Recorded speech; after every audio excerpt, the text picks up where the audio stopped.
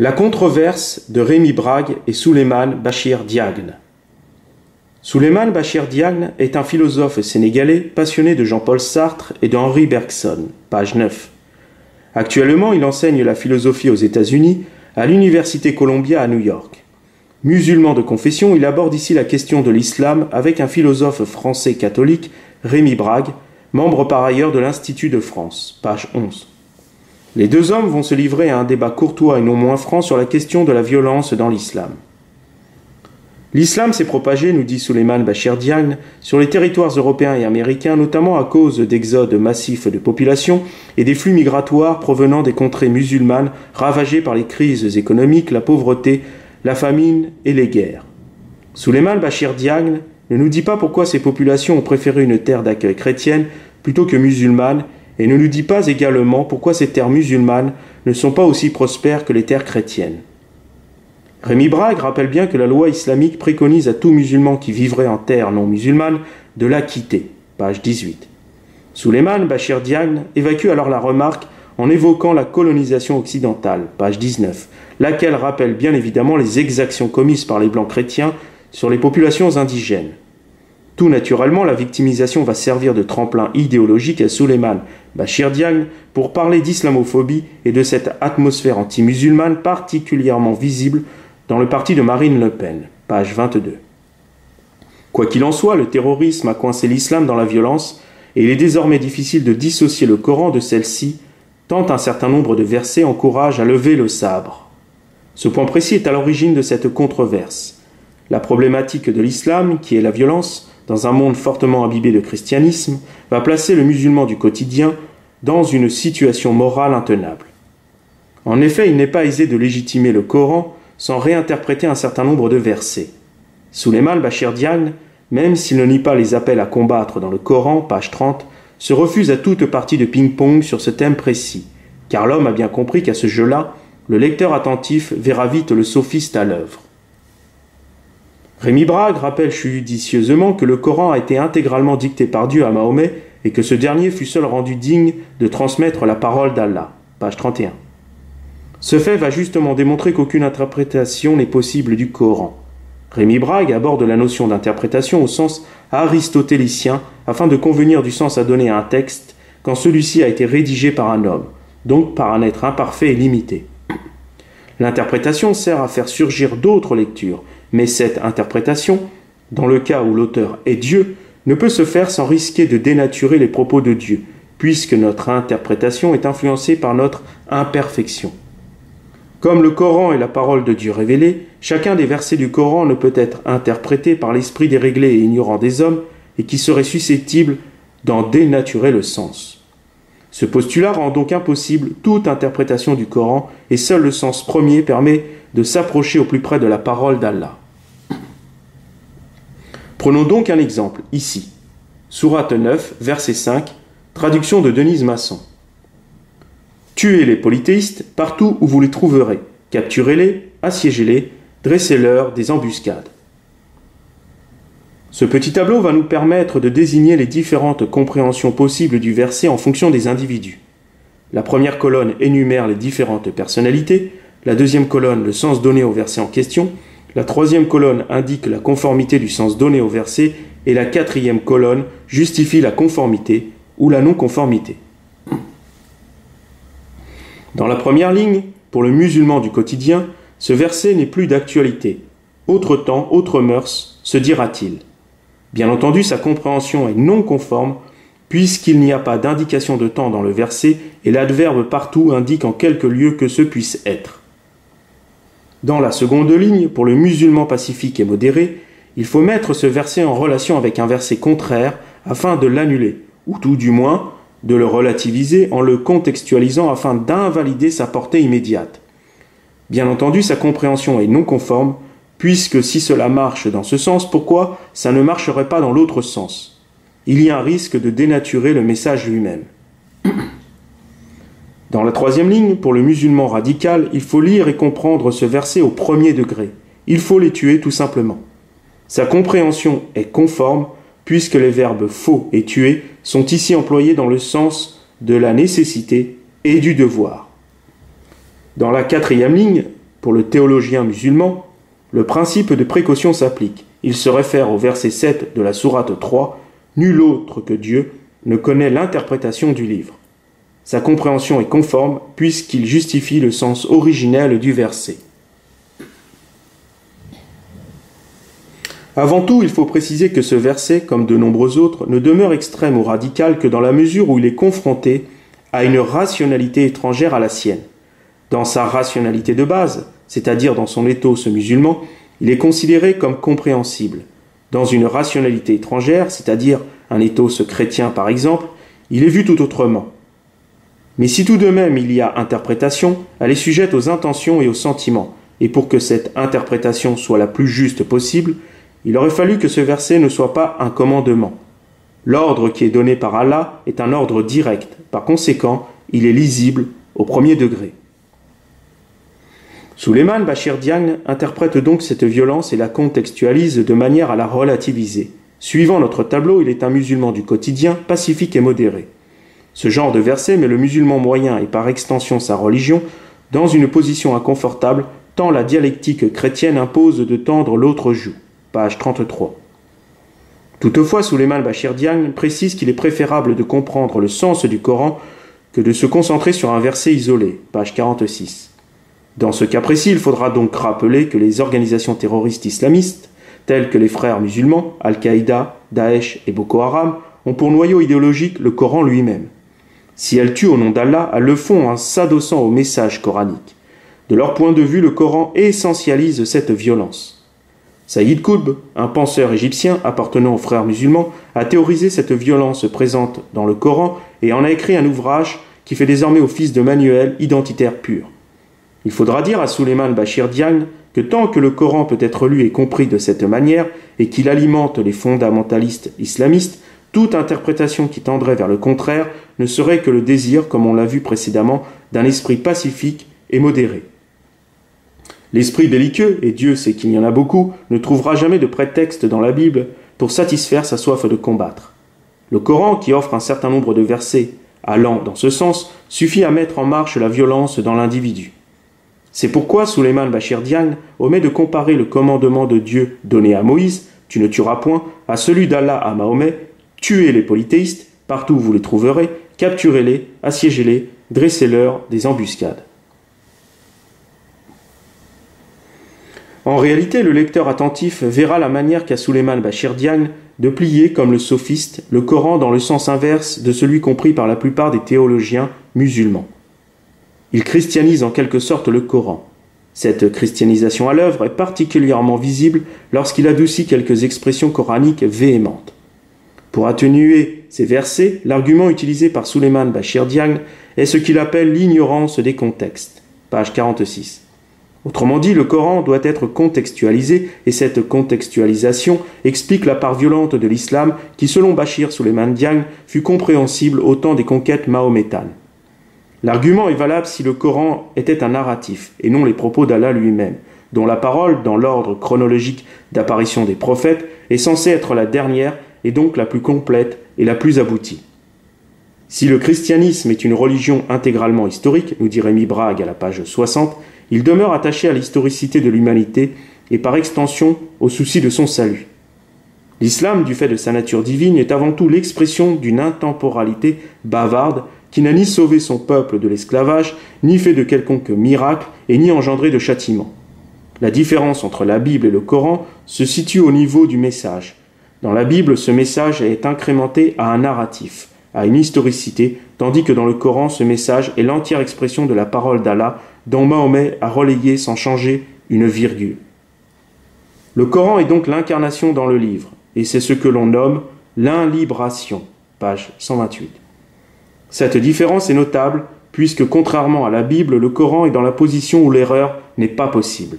Au regard des versets qui se contredisent, et de ceux qui prônent le combat à la mort et les châtiments, et comparativement au Dieu chrétien, Allah est davantage un Dieu sévère qu'un Dieu d'amour. En ce sens, le Coran laisse planer un doute sérieux sur la nature même de son auteur, à savoir Allah. Si l'on s'attarde maintenant sur la condition de la femme selon le Coran, la sourate 4, verset 3 nous dit « Épousez comme il vous plaira 2, 3 ou 4 femmes ». Le verset 282 de la sourate 2 témoigne que la parole d'une femme ne vaut que la moitié de celle d'un homme, page 128. De même, nous dit Rémi Brague, à la même page, que les femmes peuvent être, selon le Coran, admonestées par leur mari. À travers ces trois exemples, le musulman qui applique à la lettre ces directives sera considéré par un théologien ou un imam comme dans son droit. Bien entendu, Souleymane Bachir Diagne ne répond pas sur le fond, ni sur le pourquoi de tels versets. Il contextualise l'observance à l'islam dans des régions, et notamment en Afrique, où ces règles ne sont pas forcément appliquées. Page 129, page 131. Il affaiblit ainsi la valeur de ces versets dans un monde qui tend aujourd'hui à rendre la femme l'égale de l'homme. Si de tels versets sont ici relativisés et minorés, il n'empêche que Souleymane Bachir Diagne n'a pas proposé de versets valorisant la femme, puisque dans le Coran, il n'en existe pas. La réponse qu'il fait est d'ordre sociologique plutôt que théologique. Il avoue que les musulmans s'émancipent du texte coranique. Je cite, page 132. Au lieu d'être obsédé par le message de tel ou tel verset, il faut comprendre que le monde musulman évolue. On peut constater que Souleymane Bachir Diagne prend quelques distances avec certains versets. Il le fait dans la mesure où le monde dans lequel il vit est chrétien. Dans cette rationalité, il est obligé d'avoir un esprit critique, afin de ne pas tomber sous le coup de la loi. Mais si maintenant le monde était musulman, la rationalité musulmane approuverait ces versets, car la rationalité chrétienne n'aurait aucune emprise. La culpabilité qu'engendre le vieux monde chrétien devenu fou est telle qu'elle engendre une repolarisation du monde musulman, si intense d'ailleurs qu'un bon nombre de musulmans refusent d'appliquer certains préceptes de l'islam. Cette dissolution est si visible que les premières victimes du terrorisme sont les musulmans, page 141. Il est d'ailleurs intéressant de noter, à propos du profil terroriste, que Souleymane Bachir Diagne cite le psychanalyste Fethi Ben Slama qui a fondé le concept de surmusulman, afin d'extraire la responsabilité du Coran dans cette histoire-là. Mine de rien, la raison psychanalytique peut alors dédouaner l'islam d'enfanter de tels monstres. Si le livre de Fethi Ben Slama, ici, a déjà bénéficié d'une fiche de lecture, il est toutefois intéressant de rappeler que le concept de surmusulman identifie le terroriste comme un zélé qui se suridentifie en pratiquant de manière maniaque les versets du Coran. La prochaine fiche de lecture, ici,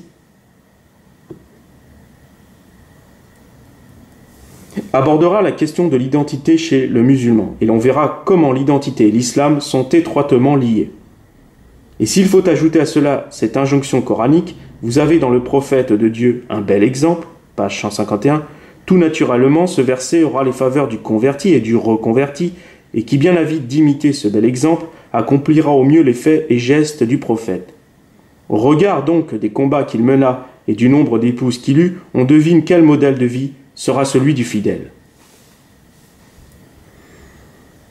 Mais pourquoi le Coran n'a-t-il pas dit « Vous avez dans le Christ un bel exemple » alors que selon le Coran, Jésus est le Messie? Si donc Mahomet est un exemple à suivre, pourquoi le Christ, qui lui est supérieur, ne l'est pas davantage? C'est la question que tout musulman devrait se poser, et s'il se la pose de manière objective, il comprendra alors que le sentier de l'un est totalement opposé à celui de l'autre. Cette seule contradiction mériterait une analyse de Souleymane Bachir Diagne, car il suffit d'observer, pour exemple, les vies respectives des deux grands leaders noirs américains, à savoir le chrétien Martin Luther King et le musulman Malcolm X. À propos de mimétisme, si Mahomet est un modèle d'exemplarité, alors qu'il n'est pas pur comme le Christ, sourate 19, verset 19, et au regard de l'ouvrage L'imitation de Jésus-Christ, on peut véritablement mesurer à quel point la nature de l'enseignement du Christ est différente de celle de Mahomet. Imiter le Christ, c'est aimer jusqu'à la croix, et imiter Mahomet, c'est tendre à mettre l'autre sur la croix. La conclusion à cette affaire, et quels que soient les arguments avancés par Souleymane Bachir Diagne pour défendre le Coran et par extension l'islam, tant qu'il existera des terroristes qui tueront au nom d'Allah, l'islam apparaîtra comme une religion négative. Les bonnes intentions de Souleymane Bachir Diagne ne suffiront pas à éteindre ces feux qui se sont allumés dans certains cœurs musulmans et qui, en lisant le Coran, dépassent le stade de la colère en devenant des prédateurs voraces. L'affirmation comme quoi les terroristes islamistes ne sont pas de bons musulmans, tout comme les prêtres pédophiles ne sont pas de bons chrétiens, est dite sans prendre véritablement mesure des versets coraniques sur lesquels se sont appuyés les terroristes. Il faudra ajouter concernant les prêtres pédophiles qu'en ayant un tel comportement, ils désobéissent à l'Église tout en trahissant leur foi. Mais s'ils avaient été musulmans, ils auraient pu se défendre en rappelant la relation de Mahomet avec une petite fille de 9 ans du nom de Aïcha. Le comportement de Mahomet, puisqu'il est un excellent modèle, nous dit le Coran, affirme qu'il est digne d'être imité. En ce sens, le prophète de l'islam est un miroir qui pour l'essentiel ne reflète pas une vie ascétique ni une correction des pulsions libidinales. La réhabilitation de la sexologie va donc de pair avec la guerre, laquelle fut théorisée au mieux par l'officier écrivain allemand Ernst Junger, dont la dialectique, fondée sur la loi naturelle, réaffirme la primauté du primitif dans les relations humaines. Si donc les versets belliqueux du Coran sont sans ambiguïté pour les terroristes, seuls les relativistes et les sophistes pourront, en réinterprétant les versets en question, en atténuer le sens, tout en mettant volontairement de côté ce verset coranique qui dit « Nul autre que Dieu ne connaît l'interprétation du livre » Sourate 3, verset 7. Mais pour ne pas être injuste, restituons le verset dans son entier, ici, tout en précisant que la traduction est de Denise Masson. C'est lui qui a fait descendre sur toi le livre. On y trouve des versets clairs, la mère du livre, et d'autres obscurs. Ceux dont les cœurs penchent vers l'erreur s'attachent à ce qui est obscur, car ils recherchent la discorde et ils sont avides d'interprétation. Mais nul autre que Dieu ne connaît l'interprétation du livre. Ceux qui sont enracinés dans la science disent « Nous y croyons, tout vient de notre Seigneur ». Mais seuls les hommes doués d'intelligence s'en souviennent. Analysons maintenant ce verset dont la signification est capitale, tant ce qu'il dit va déterminer la nature du Coran tout entier. Dans un premier temps, Allah nous dit qu'il existe des versets clairs et des versets obscurs. Ensuite, Allah nous prévient que les gens mal intentionnés, envers, auront à cœur d'interpréter les versets dits obscurs. Ainsi, Allah avoue qu'il existe véritablement des versets obscurs, c'est-à-dire des versets inintelligibles. Ces mêmes versets, nous dit Allah, ne peuvent pourtant pas être interprétés, puisque seuls les cœurs qui penchent vers l'erreur sont avides d'interprétation, en violet. Ainsi, les mots « nul autre », en bleu azur, soulignent qu'il n'existe personne qui connaît l'interprétation du Coran. L'interprétation n'est donc connue que de Dieu seul, en jaune. Il n'y a ici aucune ambiguïté possible. Le verset est très clair. Ceux qui interprètent sont ceux dont le cœur penche vers l'erreur, en vert. Dans la dernière partie du verset, Allah nous dit qu'il existe bel et bien des justes, en orange. En ce sens, Allah nous dit qu'il existe donc bien des hommes qui sont à même de comprendre correctement le sens du Coran. Mais s'il en existe, au regard des différents courants religieux de l'islam et de l'absence d'un clergé pyramidal, comment savoir quels sont ceux qui, comme nous le dit Allah, sont doués d'intelligence et bien enracinés dans la science? Pour les catholiques, la question ne se pose pas, puisque le pape est choisi par l'Esprit Saint et que l'Église est l'épouse du Christ. Ainsi donc, le commun des musulmans qui a besoin d'être guidé ne saurait être en mesure de définir qui écouter, tant il ne peut ni ne doit interpréter le Coran, si bien qu'il n'est pas en mesure de vérifier que l'homme, bien enraciné dans la science, ne le trompe pas, puisqu'Allah lui-même dit, en vers, qu'il existe des gens qui mènent à l'égarement. Ainsi, le principe de précaution oblige à confirmer que seul Allah connaît l'interprétation du Coran, et en ce sens, les versets les plus interprétatifs demeurent sans explication. Dans ces conditions, comme il est impossible d'interpréter un verset sous peine de se voir placé dans la catégorie de ceux dont le cœur penche vers l'erreur, en vert, et tout en prenant le risque de dénaturer la parole d'Allah, la lecture littérale du Coran est donc préconisée, ce qui oblige évidemment le croyant à tuer quand certains des versets le lui demandent. À la lumière de la Bible, qui s'établit sur l'affirmation divine inconditionnelle « tu ne tueras point », le Coran, qui ne nie pas Moïse, ne réaffirme pourtant pas de manière lumineuse ce même commandement. Par contre, il dit ceci, ici. Coran, sourate 2, verset 191. Tuez-les partout où vous les rencontrerez. Chassez-les des lieux d'où ils vous auront chassés. La sédition est pire que le meurtre. Ne les combattez pas auprès de la mosquée sacrée, à moins qu'ils ne luttent contre en ce lieu même. S'ils vous combattent, tuez-les. Telle est la rétribution des incrédules. Coran, sourate 8, verset 17. Ce n'est pas vous qui les avez tués, mais Dieu les a tués. Coran, sourate 9, verset 5. Après que les mois sacrés se seront écoulés, tuez les polythéistes partout où vous les trouverez. Capturez-les, assiégez-les, dressez-leur des embuscades. Coran, sourate 33, verset 61.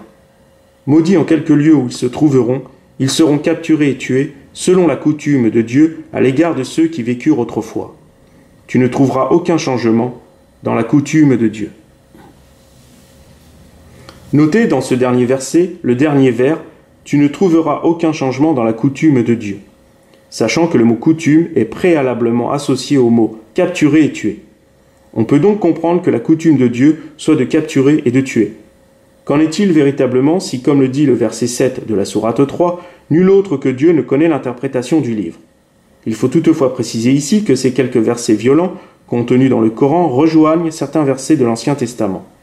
Mais à la lumière du Nouveau Testament, le Christ vient abolir définitivement cette part sombre et animale de l'homme, ce qui constitue, d'un point de vue moral, une évolution comportementale. Le Coran ne comporte pas cette élévation morale. C'est en ce sens qu'il faut comprendre le vers évoqué plus haut, « Tu ne trouveras aucun changement dans la coutume de Dieu ».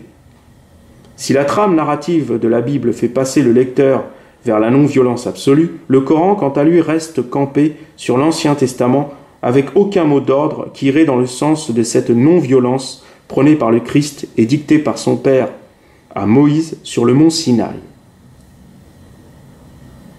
Une courte conclusion s'impose. Pour ma part, si la valeur d'un arbre se mesure à ses fruits, et si la religion décide de la civilisation, la qualité de vie dans les pays de tradition et de culture chrétienne est meilleure que celle dans les pays de tradition et de culture musulmane.